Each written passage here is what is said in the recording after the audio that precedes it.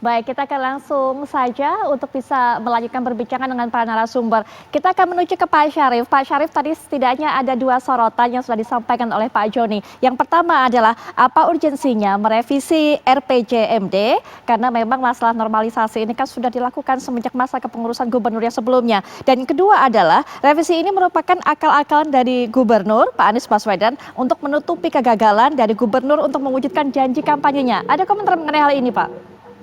Ya, yang pertama yang terkait dengan isu tentang normalisasi sungai, soal sungai itu sebetulnya bagian saja. Saya tidak ingin menyebut besar atau kecil, tapi bagian dari besaran isu yang dibentuk dalam RPJMD ya. Bisa dikatakan hari ini dan dari kemarin dinyatakan tegas bahwa tidak ada sedikit pun penghapusan normalisasi sungai. Pak Joni mungkin ya dengan teman-teman PSI yang pernah melontarkan itu clearance dulu lah ya, itu tidak ada. Di bab 4 itu disebut tetap ada normalisasi, ada paket 1, paket 2, paket 3 ya. Itu disebut dan tahun 2019 dikerjakan dan tahun 2020 karena ada pandemi maka tidak ada pengerjaan itu. Tetapi untuk belanja tanahnya tetap jalan. Saya catat itu ada sekitar 350 miliar untuk pengadaan tanah. Dan tahun 2021 hampir mendekati 1 triliun untuk pengadaan tanahnya. Jadi ada paket 1. Jadi tidak benar dikatakan bahwa ada penghapusan normalisasi. Nah, kedua tentang urgensi revisi RPJMD dikatakan misalnya untuk menutupi kegagalan, ya tidak juga, menurut saya tidak juga. Karena apa? Ada alasan yang kuat yang mendasari perubahan RPJMD itu. Apa alasan yang paling penting adalah bahwa ini disebut sebagai bencana non alam, ada dasarnya, harus direvisi. Proyeksi ke depan itu kan sudah tidak sama lagi ketika sebelum terjadi pandemi COVID ini. Contoh yang paling sederhana bisa saya sebut, di dalam proyeksi APBD kita tahun 2021 harusnya mendekati angka 105 triliun. 105 triliun. Apakah bisa dicapai? Kan enggak. Nah, kalau tidak dilakukan revisi, nanti di kemudian hari ketika laporan akhir masa jabatan di tahun 2022 dikatakan gubernur gagal. Kan sebaiknya sebelum itu dinilai kan harus diperbaiki dulu tolak ukurnya. Baik. Nah, jadi tolak ukurnya harus disesuaikan dulu dengan kenyataan yang ada. Baik. Akibat pandemi. Baik. Dan kedua, penting banget ini bahwa ada penyesuaian dengan RPJMN. Jadi harus ada kaitan dengan dukungan dengan pemerintahan pusat, misalnya soal proyek strategis nasional itu coba dipercepat di tahun 2021. Itu yang tergambar dalam revisi RPJMD kali ini. Baik. Mbak Viola. Baik, Pak Joni mungkin bisa langsung ditanggapi karena seperti yang dikatakan Pak Syarif tidak dihilangkan kok normalisasinya, dan mengenai revisi ini juga ada unsur penyesuaian dengan realita yang ada dan juga bagaimana strategi dari pusat.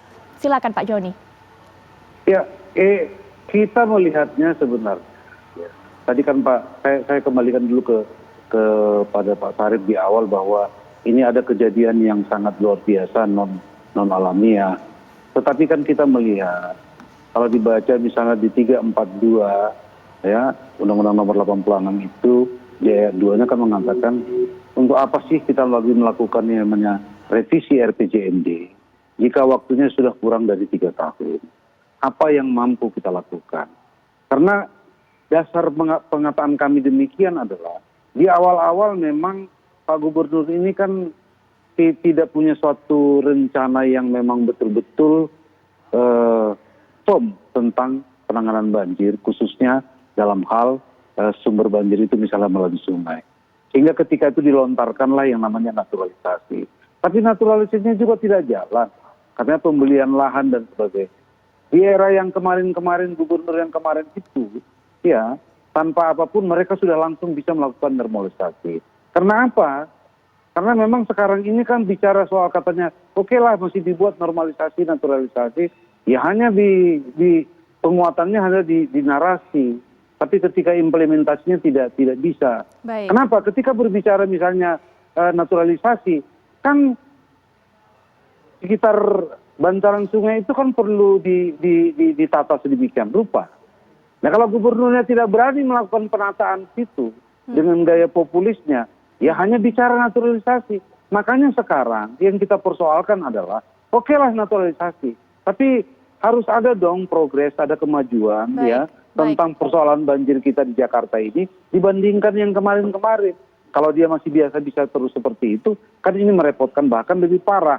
Itu yang sebenarnya menjadi gugatan kita, ya. Tapi juga untuk menambahkan apa yang dikatakan oleh Pak Sarip tadi itu, bahwa memang ada beberapa juga yang penting-penting. Ini kan janji politik ketika kampanye dituangkan dalam RPJMD. Ketika melakukan perubahan, ada diam-diam beberapa pos juga dihilangkan. Itu membuat fraksi PD Perjuangan mengatakan, udahlah begini, kita menolak, tapi kita beri kesempatan kepada Pemprov untuk konsultasi di Kemendagri.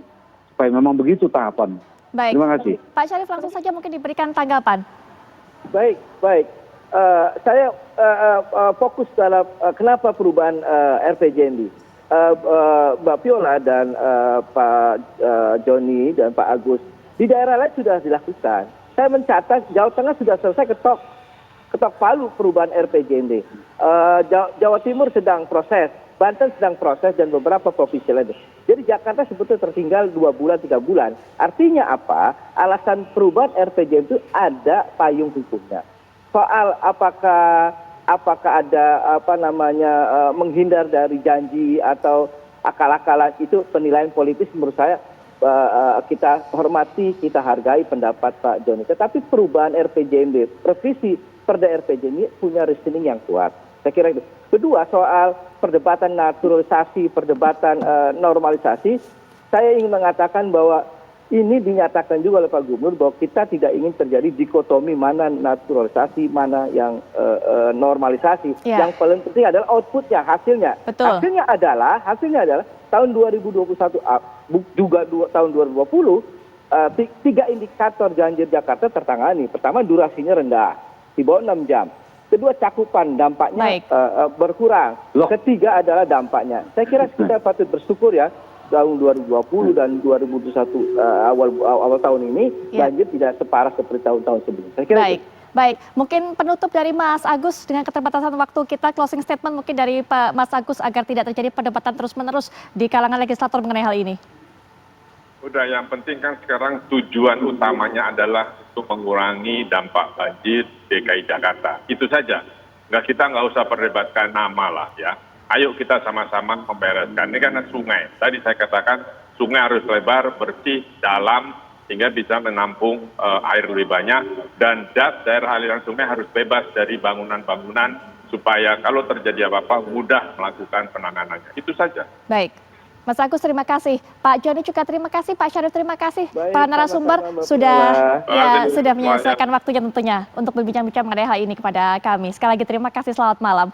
Dan pemirsa, perbincangan ini sekaligus juga menutup jumpa kita di malam hari ini. Sesaat lagi Windy Wellingtonia akan menemani Anda dalam kabar utama. Kami kembali esok 18.30 waktu Indonesia Barat, jangan sampai Anda lewatkan. Saya Putri Viola pamit, selamat malam, sampai jumpa.